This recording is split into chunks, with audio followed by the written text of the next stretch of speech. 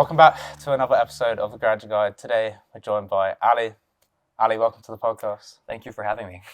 So if you could just start off by giving a quick run through of your career journey so far to the listeners. Wow. Okay, so since this graduate guide, I should probably start from university. So like today, I'm a YouTuber, but the path to getting here was super not obvious. Have you ever heard like the Steve Jobs quote, or you can't connect the dots looking forward, you can only connect it looking back. I feel like for me, you can't even connect it looking backwards. So like my academic background, it was first in mechanical engineering.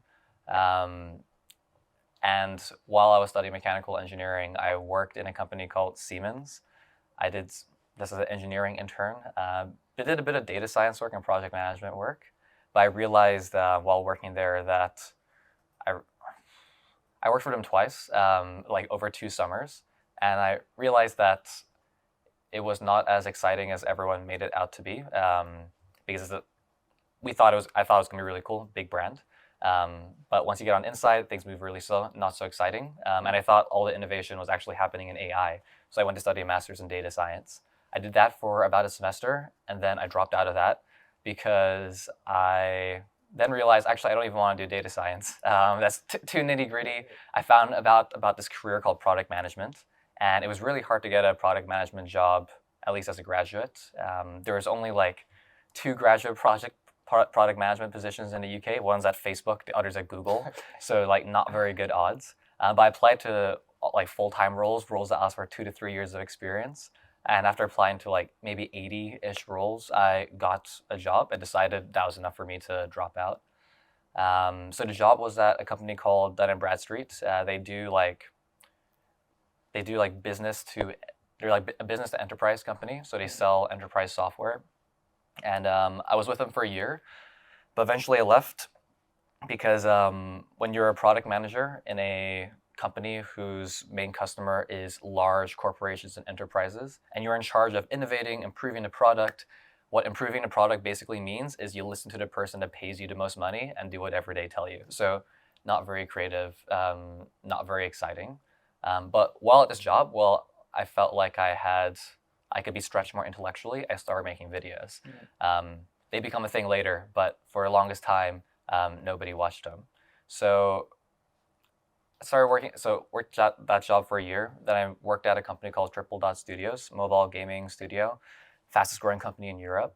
And I joined at maybe the perfect time, perfect team, because I ended up working on the fastest growing product. And when I joined, I do this thing where my manager always leaves as soon as I join a company. So my manager left when I joined this one, and there was this huge void of responsibility, and I could like fill that and learn what it's like to grow a game from making $10,000 a day to $200,000 a day. But yeah, while I was there, the channel started to get some like the videos that I started posting in my previous job started to get some like really serious traction. Went from doing maybe like a few thousand, maybe 10,000 views a month. This is like still March 2022. Wow. Then in May 2022, we did 80 million views in a month. Yeah. Just a bunch of videos started getting picked up. And then I was with Triple Dot for 1 year until around February last year. I left that to focus on making videos. And since then, like for a while, you could call me like some kind of like freelancer. I wasn't making a lot. Like in fact, most months I was losing money. Actually, the first 6 months of last year, I only lost money. Like it's just straight up losing money. But now it's more like a business. And yeah, would say my career is 50-50 between working as a creator in a business and working on the business as a company. Yeah, and when you first started that story about your career, you introduced yourself as a YouTuber, right? And I think like growing up in a similar generation, when we watched YouTube in the early days, it wasn't considered like a career. And nowadays, like it's the dream career, right, for a lot of people. And you went through university, you went through grad jobs, you did it all, and you've managed to find your way to being this dream career for a lot of people. Do you think, like, if you could do it all again, do you think that, like, you were always meant to be a YouTuber? Or do you think the life experiences you had, like, led you to being able to make this content that you do. Yeah, you know, to film everything everywhere all at once, like concept of parallel universes. Yeah. I think I'm in like the rarest, like most far out parallel universe. Nothing in my life has pointed towards this being what I do for most of my day. Like, no one in my family is creative. I was terrible at all kinds of creative arts when I was younger. At university, like, I was like the maths guy. Like, for mechanical engineering, I scored top in my year in the first year. In school, I scored like top of the country for science. Like, it's always been maths and science. Yeah, nothing. When I meet people from like the past version of my life, they are often surprised that this is the turn it took. Well, it's really interesting that about not feeling like you were creative when you were younger, because I think in the UK education system, at least, like we're taught that being creative means being good at art, being good at acting, having a great voice or whatever, and you don't really think about all these other industries being inherently creative, whether it's marketing, branding, or you know, even entrepreneurship is creative. So I guess, was there a moment, or at least was it a role that you found yourself in that you were like really seeing your creative self flourish, and you became less of a mathematician, data science guy? I guess, you know, in general, engineering, you kind of are creative, like you're finding solutions to problems. So like throughout university, I did a lot of engineering projects. We did a robotics competition where it's very fun, it's very cool. So this robotics competition, you make these autonomous robots to pick stuff up and put stuff in places, and you get various points competing against another team based on how much stuff you pick up. And the challenge for us was we were given like no money. We had to go find some sponsors. So, you know, I emailed so many people, got like 500 pounds in like robotics parts. And the real challenge was we had to take our 500-pound robot and compete against these other teams from around the world that have hundreds of thousands to spend on their robot. They're sponsored by people like Microsoft.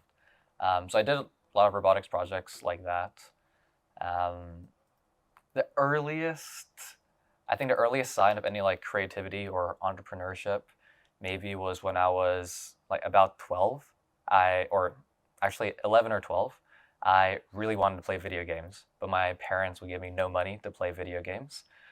So I started playing these games where the items in them had value.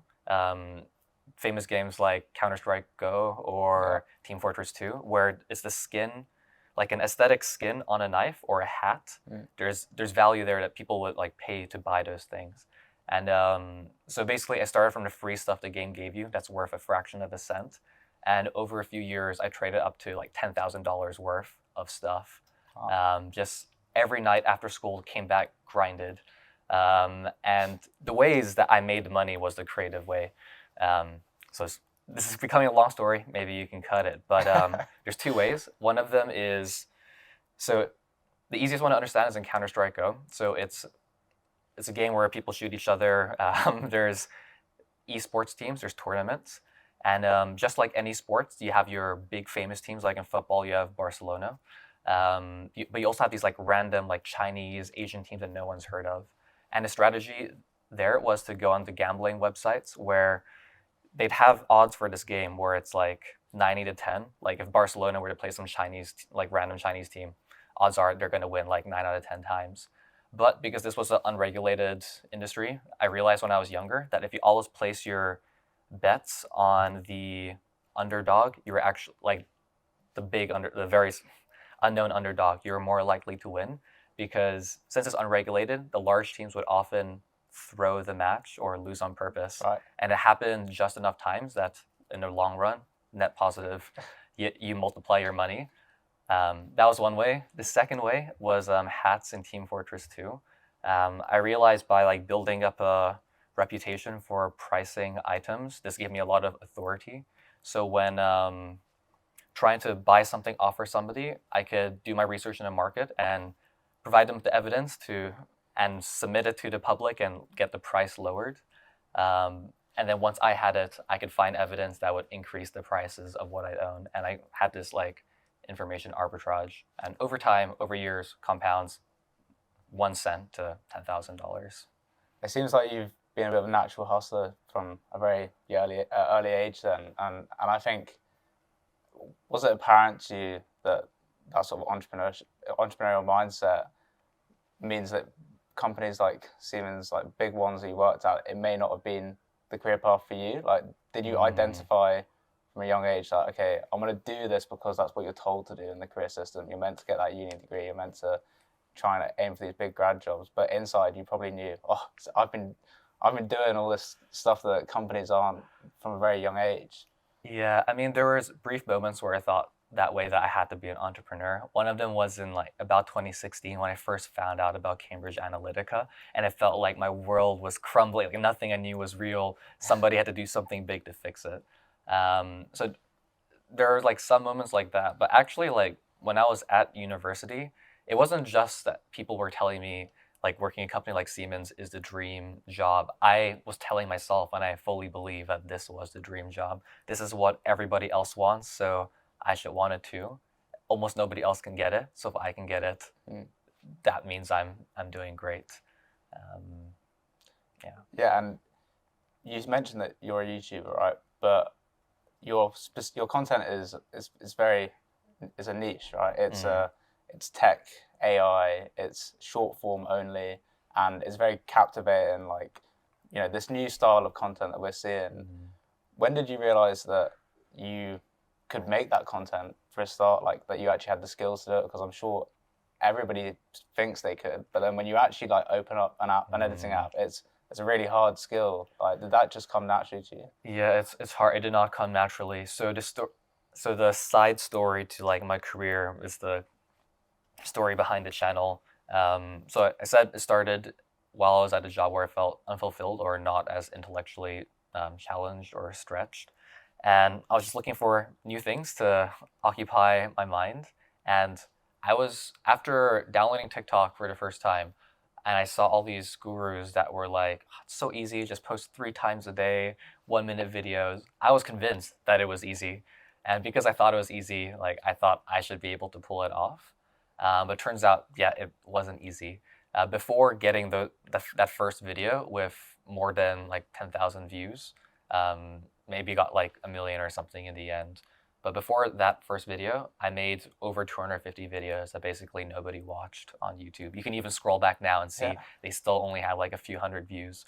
And interesting thing about YouTube is like usually when one of your videos gets picked up, your backlog of content gets picked up because YouTube's finally found your audience. But those videos didn't get picked up because they're actually just bad videos. Okay. And now I know that for a fact. I just sucked at what I did. The key difference between the Alasdair that got 10,000 views a month and 10 million something million views a month is at some point in the middle that Alasdair like was honest with himself and took responsibility for sucky videos. You mentioned earlier on that your friends from your past probably wouldn't have seen you in this career path, and I wonder, when you first started making those videos, no one was watching. Did sort of that social anxiety about putting yourself out there, doing something different, come into play? Like, because the fact that you persisted and kept doing it, like that's where the real reward came. I imagine there were some moments that you were like, God, like, what am I doing? Yeah, I mean, there's two sides to this. So yeah, one side is pure psychopathy. Like I don't even know why I stick to. I don't know if I could commit to making 250 videos that nobody watches now. But I think it's actually really important if you want to be a creator or be somebody that like grows a business by putting stuff out there into the wild. It's important if you can to anonymize yourself a little bit. Because once people know who you are, now suddenly you're self-conscious before releasing every bit of content, and you hold yourself back. And like this moment where like people find out what you're working on, like if you aren't getting many views yet, like it feels cringy, and a lot of people stop here. But for some reason, as a society, like we justify cringe when there's a lot of followers and views. Yeah. So I think like not being seen is pretty important too, like as you like hone your skills and craft. Yeah.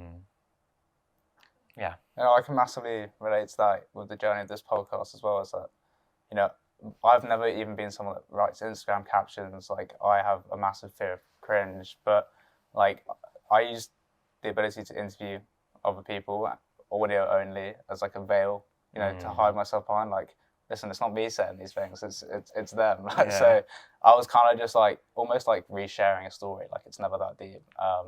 And then as I started putting it out there and realized that people sort of bought into the concept that, you know, students don't get to ask the people who know the answers the big questions. Like, you know, people started buying into it, and I realized that they actually do want to hear a bit about what I think, and that was a real journey for me with my confidence. Like, I've always felt like a inherently confident person. Like, if it's at the pub, like, I'll speak to anyone. But actually putting something online out there is a whole different type of confidence, isn't it? It's extremely humbling to put hours and hours and hours, and for us it's like 8 hours to 10 hours per 1 minute video. It's very humbling to put 10 hours into 1 minute of content just for nobody to see it. Yeah, no, and I mean, obviously, you know, you persisted with it, and now your videos they're blowing up. Each one is doing massive views, and you know, congratulations for the start. But also, I mean, what is your biggest advice then? Your learnings from making that content, because I know that you now help coach people on their content creation. If you could like summarize your 3 biggest tips for a student who's starting to make content, whether it's for YouTube or not, like what would it be? Yeah, so I actually don't do that much like coaching anymore. Like in terms of like ROI is not great on my time. I do sometimes do speaking things, and my lesson here depends like probably on what stage you're at. If you're already making content, then usually if you're already making content, the biggest mistakes you're making now probably is, one, your content is overly complicated.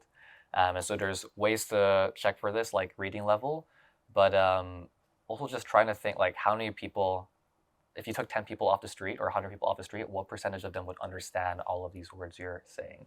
And not just off the street in London, in the UK, wherever you are, but around the world. Yeah, the second thing is related to that, but it's like how many people would be interested in this?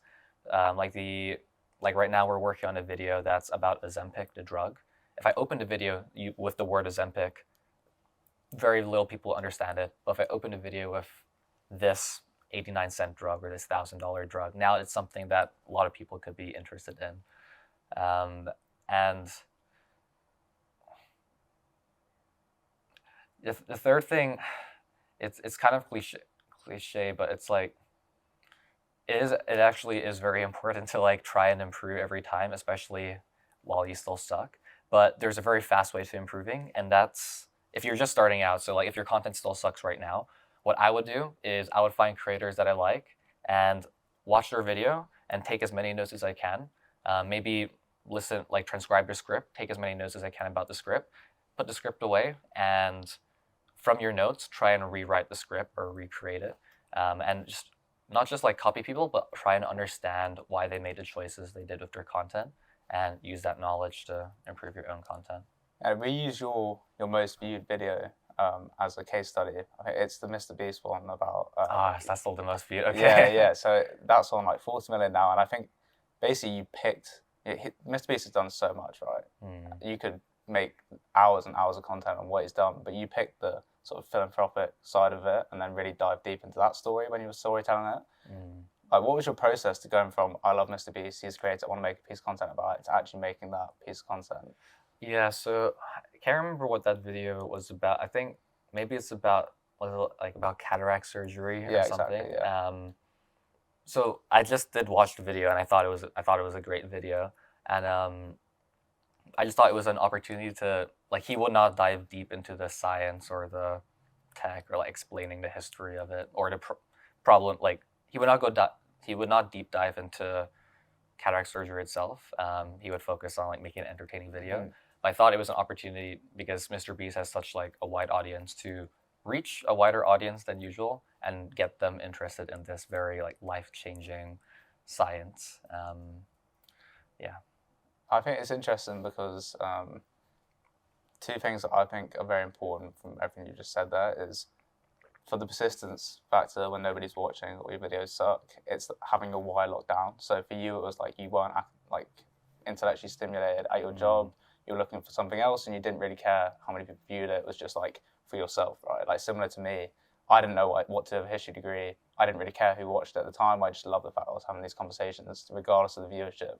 But then comes that point where it's finding your niche, right? Like realizing that you do have an angle here or an audience, but then working out how you hone in on that. So for me, it's like I used to just interview someone big, say the managing director of Google, be like, I interviewed the managing director of Google.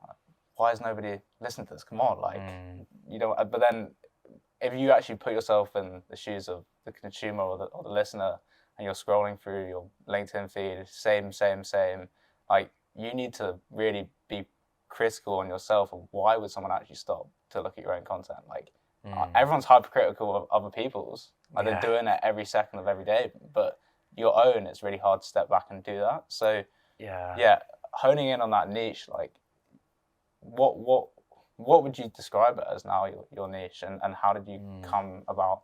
Because it is tech, it's AI, you know, it is based on, you do have a history in that, so that helps. But yeah, how do you think you honed in on it? Yeah, I think actually there's a few things there that be great to talk about. One is actually like thinking about why would people want to watch this. That's a great exercise you could do if you're making content, is to either read through your script, look at every word, or watch your video, and at every second mark, ask yourself, like, why would somebody still want to watch this video? And with most people, like, whose content that sucks, like a few seconds in, you've already lost like the reasons to stay. Before honing in on your niche, for us, like for me at least, it was a little bit random because I just made so much content and nothing worked. But really, so I think it maybe isn't about the niche. It's about like what you're, eventually it's going to be what you're passionate about, like your why, your reason for being, your reason for making. And you're right, when I started, my why was I was kind of bored. I wanted to do something new. But your why changes over time, especially once you find any kind of traction. And for us, when we started getting views, and I realized it was content that was kind of, it was mostly related to tech, and I was very interested in tech, I was getting closer to like a new why. So I just started testing more towards even closer to things I was interested in or topics I thought were important. And still the audience responded well. And that's how I decided what the niche was. There was not a lot of other creators talking about AI at a time like the metaverse, emerging technology, and we were getting good audience response from it. It's important in content. There's a lot of like artists would tell you that you should make stuff just for yourself, and if it's good, other people will like it. Like super don't subscribe to that. You have to make stuff that other people will like and stuff that you will like, and if possible, they should be the same stuff. That's because people will see through something that you're like not passionate about, right? Like if you're kind of like coming into it in a monotone way and you're just like making another piece of content, people see through that, right, immediately. I think you can fake enthusiasm. Like I'm definitely 10 times more enthusiastic. I talk like this to the camera when I'm making a video. But I think that actually most important thing, like if you are not passionate about the content you're creating, then over time you'll get more and more demotivated or even put off. Like or maybe from that actually is where your why comes from. Like for us, I realized a lot of the videos that were getting lots and lots of traction, like 10 million views plus, a lot of them had like a negative hook or negative lesson. And so while I was making content and no one's watching, the opinions I was putting out there, pretty balanced, some positive videos, some negative videos, but then it was only the negative videos blowing up. And I realized through that I really did not like that reaction. It just made me feel bad seeing all the comments on those videos. And that gave me my why to only make positive or educational videos.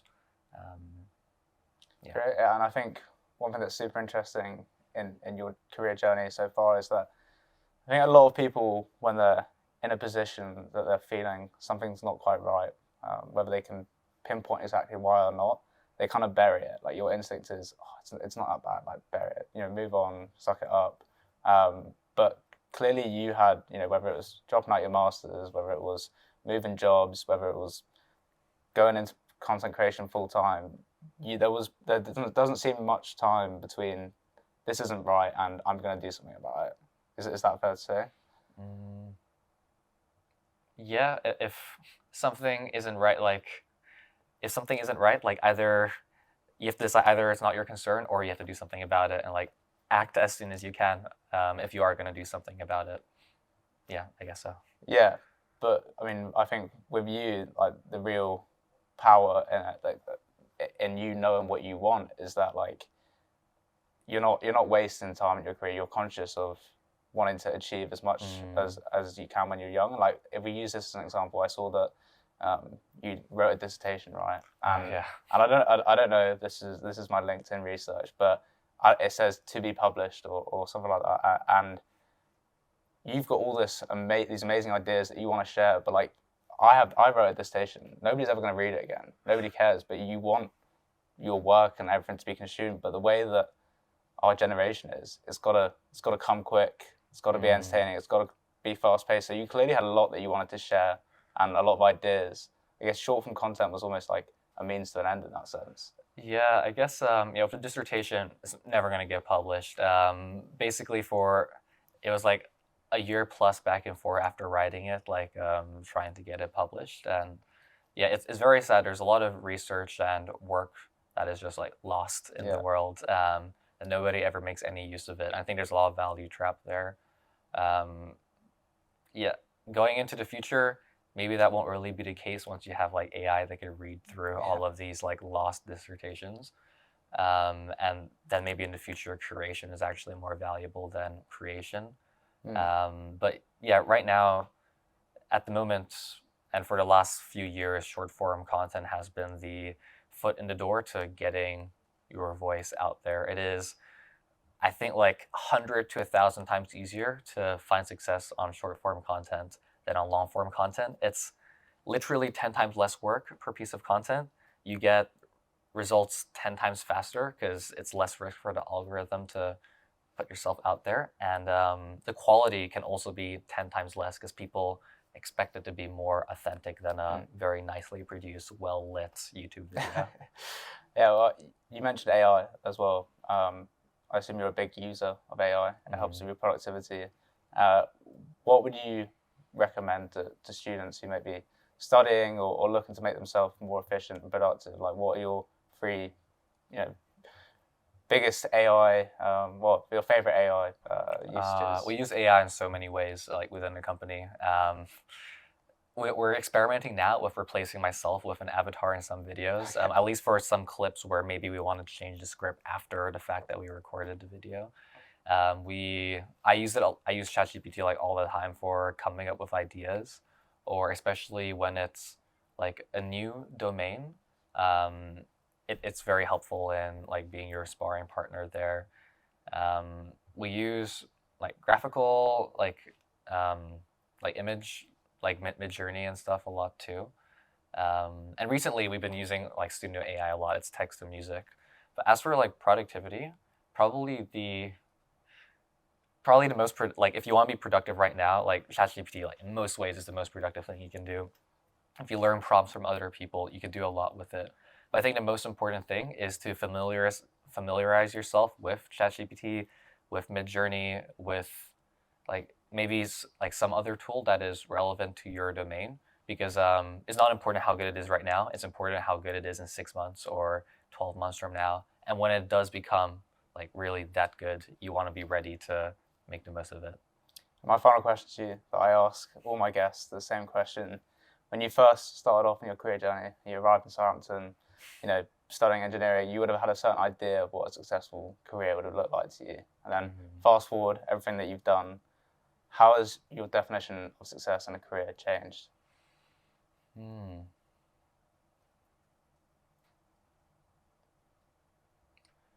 Yeah, so when I was at university, definition of success in my first year, get good grades. Got literally the best grades in a year, realized it meant nothing. Definition of success in my second year was get a good internship. Got an internship at one of the biggest engineering companies, so as an engineer, amazing result. Got there, that could not have been, when I got there I realized that shouldn't be what success looks like. It doesn't look good enough to be called success. Same thing repeated then, like with graduating, it became getting a big salary, and then start working in tech companies, realized actually a lot of the salary isn't as high as I say on YouTube, but also this was like nowhere near as important as like being fulfilled or working on something I thought was important. Then last year, success was about freedom, like being able to do whatever I want.